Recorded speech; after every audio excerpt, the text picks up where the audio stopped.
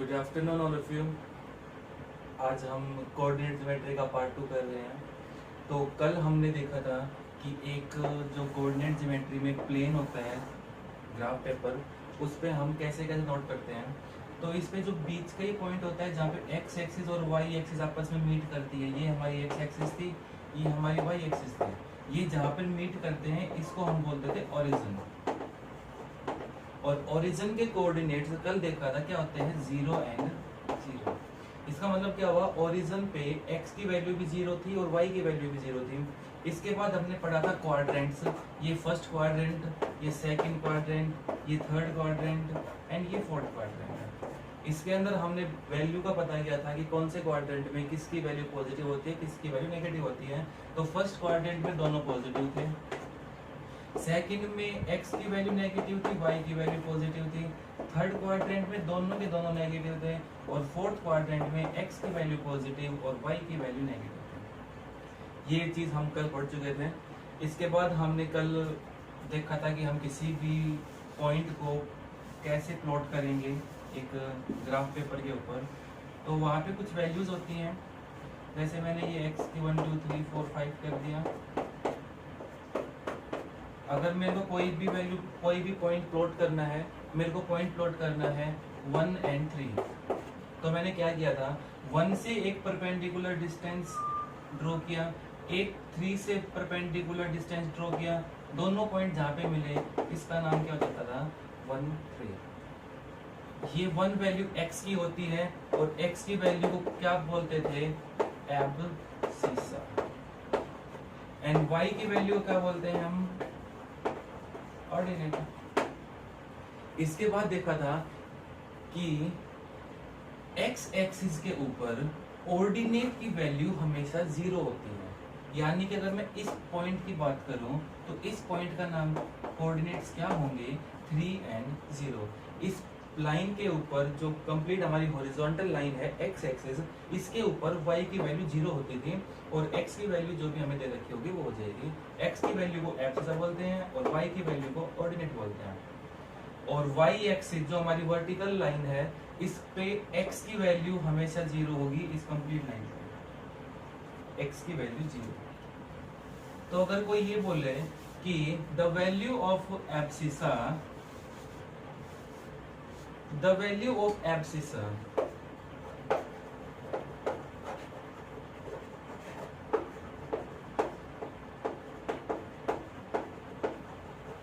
on y-axis is always 0।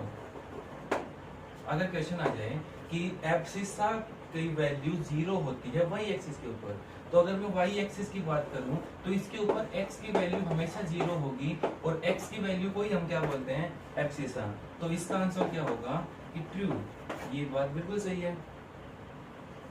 तो जो आपकी एलिमेंट की बुक है उसके अंदर कुछ क्वेश्चंस को सोल्व आउट करते हैं आज हम।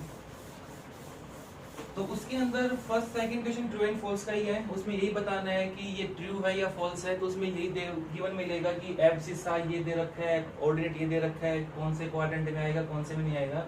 एक बात तो जो और इम्पोर्टेंट थी, मैं ओरिजिन की बात कर रहा हूँ, तो ओरिजिन के कोऑर्डिनेट हम लोगों को क्या पता है, 0 एंड 0।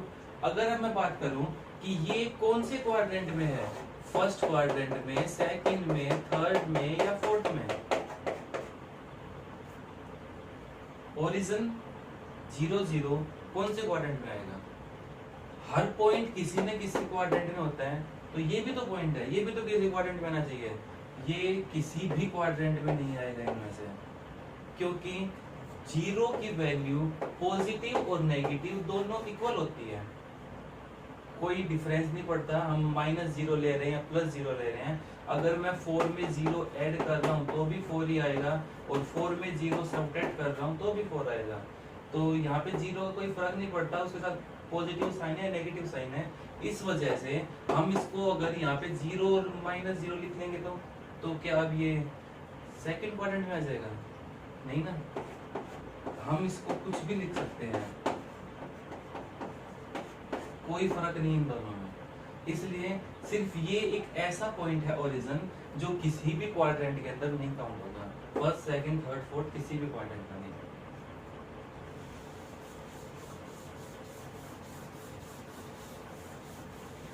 जो हमने इंट्रोडक्शन किया है कोऑर्डिनेट ज्योमेट्री का, उसी के बेस के ऊपर सारे के सारे क्वेश्चन तुम्हारी एक्सरसाइज में मिलेंगे।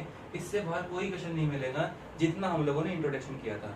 कुछ अगर एक्स्ट्रा क्वेश्चन आपको मिलते हैं तो वो आप मुझे कमेंट करके बता दीजिएगा, मैं उनको पक्का आपके पास सॉल्व अप करके भेजूंगा।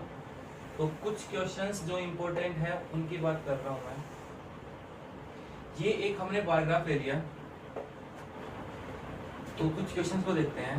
आपकी बुक के अंदर कोई क्वेश्चन आएगा ऐसे कि ऐसे कुछ पॉइंट दे दिए, आपको ये बताना है कि ये कौन से क्वाड्रेंट में आएगा, फर्स्ट सेकंड थर्ड फोर्थ। तो एक पॉइंट ले लिया हमने, ए पॉइंट ले लिया 6 0, तो दोनों की वैल्यू पॉजिटिव है, दोनों वैल्यू पॉजिटिव किस में आ जाएगा, फर्स्ट क्वाड्रेंट में। सेकंड लेते हैं, x की वैल्यू पॉजिटिव, y की वैल्यू नेगेटिव, कौन से क्वाड्रेंट में आएगा, फोर्थ क्वाड्रेंट में, तो ये किस में चला जाएगा, फोर्थ क्वाड्रेंट में। अगला है, दोनों की वैल्यू पॉजिटिव है, कौन से क्वाड्रेंट में आ जाएगा, फर्स्ट में। नेक्स्ट क्वेश्चन है, x की वैल्यू नेगेटिव, y की वैल्यू पॉजिटिव, तो ये किस में आएगा हमारा, सेकंड क्वाड्रेंट में। एंड लास्ट क्वेश्चन है, x की वैल्यू नेगेटिव और y की वैल्यू नेगेटिव, कौन से में आएगा, थर्ड क्वाड्रेंट में। एक क्वेश्चन और पूछ लेता हूं मैं एडिशनल यहाँ पे, ये जो है हमारा कौन से एक्सिस पे होगा, x एक्सिस पे या y एक्सिस पे। तो y की वैल्यू 0 कौन सी एक्सिस पे, x एक्सिस पे, तो ये हमारा किस पे होगा, x एक्सिस पे। इसकी बात करें, इसमें x की वैल्यू 0 है, y की वैल्यू कुछ भी है, पॉजिटिव और नेगेटिव कोई फर्क नहीं पड़ता, बट हमें ये दिख रहा है कि x की वैल्यू नेगेटिव है, इसका मतलब ये किस पे काउंट होगा हमारा, y एक्सिस के ऊपर। ये किस पे आएगा, y एक्सिस पे। अगर मैं ओरिजिन की बात करूं, ये कौन सी एक्सिस पे होगा, x पे या y पे, तो ये हमारा दोनों एक्सिस के ऊपर है। क्यों है, ओरिजिन के पॉइंट 0 0, अगर मैं इसको x की वैल्यू 0 मानता हूं, इसका मतलब ये किस एक्सिस पे है, y एक्सिस पे। अगर मैं y की वैल्यू 0 मान रहा हूं तो ये किस एक्सिस पे है, x एक्सिस पे। तो ओरिजिन जो हमारा है ये इंटरसेक्शन होता है इसका x एक्सिस का एंड y एक्सिस का। जब यहाँ पे x एक्सिस और y एक्सिस आपस में दोनों टकरा के जा रही हैं, इसका मतलब ये इस एक्सिस पे भी है और इस एक्सिस पे भी है, दोनों एक्सिस के ऊपर आएगा हमारा ओरिजिन।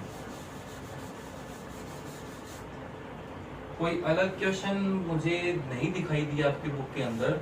आपकी बुक के अंदर एक ही क्वेश्चन है, find the distance of points p -3 -2 and q 5 0 from x axis and y axis, कि इनकी डिस्टेंस बताओ x एक्सिस से और y एक्सिस से, p की भी और q की भी। तो पहले फाइंड करते हैं p कहाँ पे है, x की वैल्यू -3 एंड y की वैल्यू -2, तो कहाँ पे होगा ये हमारा p पॉइंट, यहाँ पे -3 एंड -2।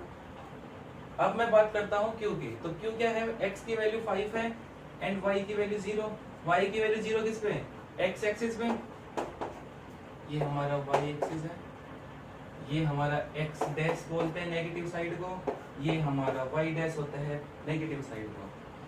अब बात करें इसकी, किसकी कहा जाए, q की, तो q पॉइंट कहाँ है हमारा, यहाँ पे 5 एंड 0। तो जब मैं p पॉइंट की बात कर रहा हूँ तो p पॉइंट देखो कहाँ पे है, यहाँ पे है। ये x एक्सिस से कितना दूर है, x एक्सिस से 2 यूनिट दूर है, तो क्या बोलेंगे 2 यूनिट्स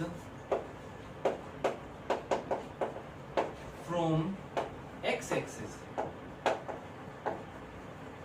कि x एक्सिस से तो 2 यूनिट दूर है, y से भी तो कुछ दूर होगा, y से कितना दूर है, अगर मैं यहाँ से y से चलना स्टार्ट करूं तो 1 2 एंड 3, मतलब 3 पे दूर है, तो क्या करेंगे, and 3 units from y axis, 2 unit तो दूर है x एक्सिस से और 3 यूनिट दूर किससे है, y एक्सिस से। अगर अब मैं बात q पॉइंट की करूं तो q पॉइंट x एक्सिस से कितना दूर है, ये ऑलरेडी एक्स एक्सिस के ऊपर है, तो क्या बोलेंगे 0 units, 0 unit from x axis and, और वाई एक्सिस से कितना दूर है इस एक्सिस से 1 2 3 4 and 5 and 5 units from Y axis, Y axis से 5 यूनिट दूर है। बस हो गया हमारा क्वेश्चन।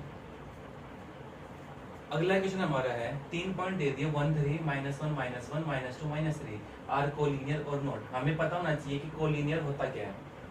कोलिनियर क्या होता है, अगर मोर देन 2 पॉइंट्स आर इन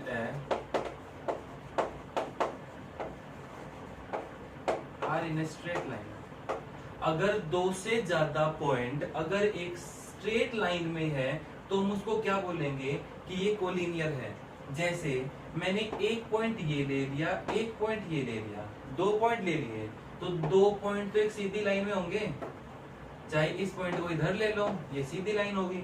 पर अगर 2 से ज्यादा मोर देन 2 पॉइंट्स, अब मैंने 3 पॉइंट ले लिए ए बी और सी, ये पॉइंट ए है, ये पॉइंट बी है, ये पॉइंट सी है, क्या ये एक स्ट्रेट लाइन में है?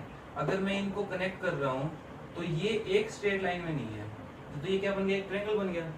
अगर ये तीनों एक स्ट्रेट लाइन में होते हैं, अगर सी यहाँ की बजाय ऐसे होता और ये एक ऐसे लाइन बनाते, ये ए पॉइंट, ये बी पॉइंट एंड ये सी पॉइंट, तो ये बनता कोलिनियर। बट अगर ये स्ट्रेट लाइन में नहीं है तो ये कोलिनियर नहीं बनाएगा, स्ट्रेट लाइन के अंदर है तो इसको बोलेंगे हम कोलिनियर। तो इसने पूछा है कि जो 3 पॉइंट दे दिए हमें, ये कोलिनियर है या नहीं। तो इसके लिए पहले हम इन पॉइंट्स को निकालना होगा। निकालते हैं, इसको ए नाम दे दो, इसको बी दे दो, इसको सी दे दो। ए पॉइंट निकालते हैं, ए पॉइंट है 1 3, तो कहाँ पे मिलेगा ये, मोस्टली यहाँ पे मिलेगा।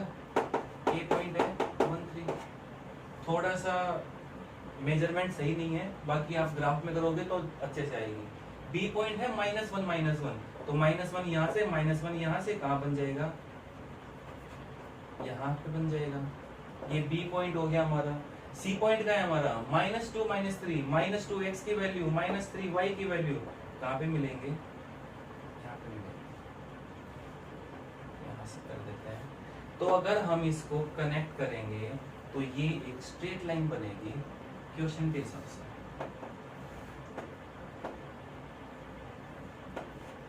ये हमारा सी पॉइंट हो गया -2 -3। तो ये तीनों पॉइंट एक स्ट्रेट लाइन में आ गए, तो हम क्या बोल देंगे कि yes they are collinear.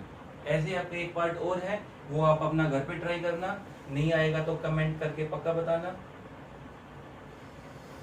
Next हमारा क्वेश्चन है कि A B C A B D 3 vertex दे रखे हैं एक ABCD स्केल के, और हमें बोला है कि सी पॉइंट के कोऑर्डिनेट्स फाइंड आउट करो अगर ये एक स्केल बनेगा तो हम निकालते हैं इसको। ए पॉइंट है 5 3, 5 यहाँ से, 3 यहाँ से, 3 से एक परपेंडिकुलर आया, 5 से एक परपेंडिकुलर आया, दोनों जहां पे मिले उसको हमने क्या डाल दिया, ए पॉइंट।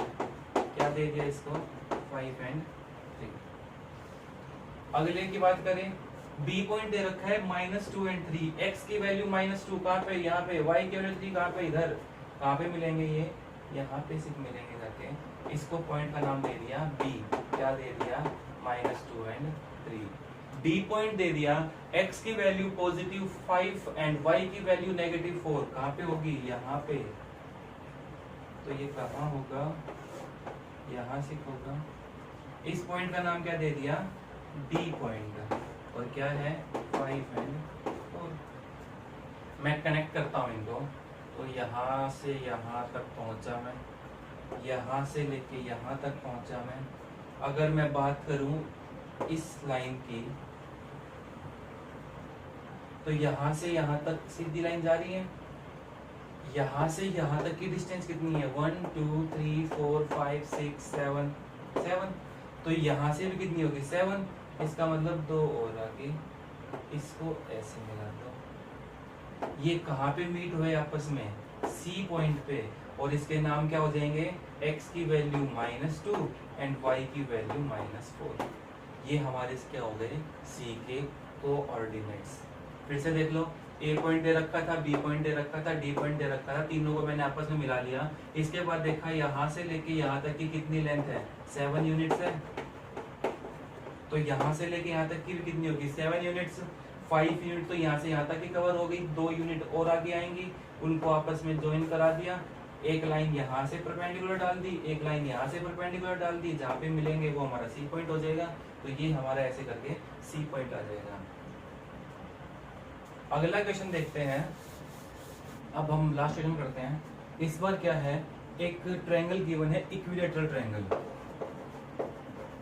इक्विलेटरल ट्रायंगल गिवन है, उसमें ये कह दिया कि एक point A, B and C 3 point दे रखे हैं। ए पॉइंट के कोऑर्डिनेट है 30, बी पॉइंट के कोऑर्डिनेट है -30, सी पॉइंट के कोऑर्डिनेट निकालो अगर ये एक इक्विलेटरल ट्रायंगल है तो मैंने यहाँ से किया, यहाँ से लेके यहाँ तक की डिस्टेंस कितनी होगी, ये y एक्सिस से कितना दूर है, 3 यूनिट्स। ये कितना दूर है, 3 यूनिट्स। तो यहाँ से लेके यहाँ तक की लेंथ कितनी होगी, 6 यूनिट। यहाँ से लेके यहाँ तक की लेंथ 6 यूनिट हो गई। और ये इक्विलेटरल ट्रायंगल दे रखा था, इसका मतलब ये भी 6 यूनिट है, ये भी 6 यूनिट है। हमें निकालना क्या है, ये हाइट निकालनी है। तो हाइट होता है, हाइट ऑफ इक्विलेटरल ट्रायंगल, उसका फॉर्मूला होता है √3/2 इंटू साइड। साइड कितनी दे रखी है, 6 यूनिट। तो मैं इसको निकालता हूँ, √3/2 इंटू 6, 2 से कैंसिल 3 पे कितना आ गया, 3√3 आ गया, 3√3। अगर मैं इसको पॉइंट में लेके आऊं तो ये 5.1 समथिंग आएगा, क्योंकि √3 की वैल्यू 1.7 होता है, √3 की वैल्यू 1.73 होता है। इसकी मल्टीप्लाई 3 से करूंगा तो 5.1 आएगा, पर हमें 5.1 नहीं निकालनी, हम इसी को रख देते हैं। तो इसका मतलब ये पॉइंट क्या आ जाएगा, यहाँ पे x की वैल्यू 0 है और y की वैल्यू कितनी आई है, 3√3। अगर यही चीज नीचे भी होती, इक्विलेटरल ट्रायंगल ही गिवन होता, इसके पॉइंट क्या आ जाते हैं, x की वैल्यू 0 और y की वैल्यू कितना, 3√3। इस पॉइंट का नाम डाल दिया मैंने D। तो हमारा कोऑर्डिनेट ज्योमेट्री इतना ही था, खत्म होता है। अगर कोई क्वेश्चन हो आपका तो आप हमें कमेंट करके पूछ लेना, हम आपके क्वेश्चन को पक्का सोल्व आउट करेंगे। तो क्या देखा था, 4 क्वाड्रेंट होते हैं, फर्स्ट सेकंड थर्ड फोर्थ करके नाम होता है, कौन से में पॉजिटिव कौन से में नेगेटिव याद होना चाहिए। अगर कोई कहीं भी पूछ ले कि -3 -1 दोनों नेगेटिव, थर्ड क्वाड्रेंट, पहला पॉजिटिव दूसरा नेगेटिव कौन सा, फोर्थ क्वाड्रेंट, ये सारी चीज हमें याद होनी चाहिए।